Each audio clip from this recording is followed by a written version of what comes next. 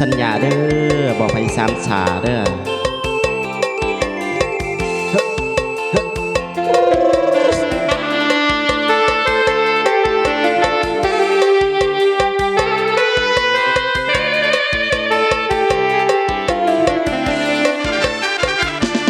อย่าลื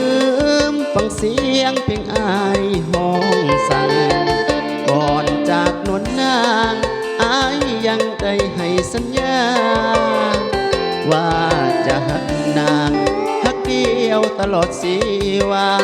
หากผู้ใดลืมลาป่านั้น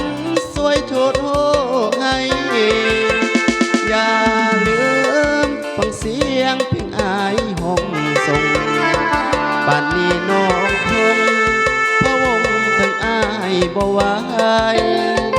น้องจะน้อยใจว่าอายนี่จะลืมไหลขอจงมันในใจว่าใส่หักแท้แน่นอนน้องนางจะเหมือนตัวอายบ่นอหรือมีผู้ห่วมห้องเพื่อน้องจากอายไปก่อนน้องจะได้ลืมสัญญาจะห้ามงอน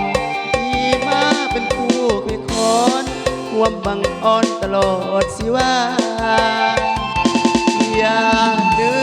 มฟังเสียงเพลงอายเสียก่อน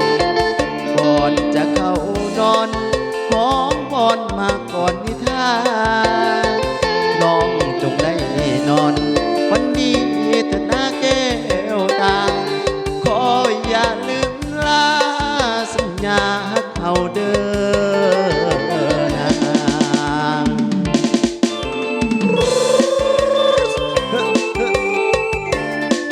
บอกให้เพลงสัญญาเด้อบนยาจะผ่าน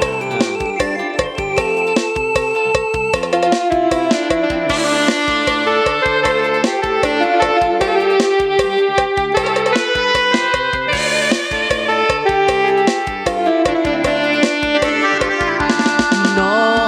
งนางจะเหมือนตัวอายบ่นอหรือมีคู่ห่วมห้องถ้าน้องจากอายไปก่อนน้องต้องได้ลืมสัญญาจะมางานที่มา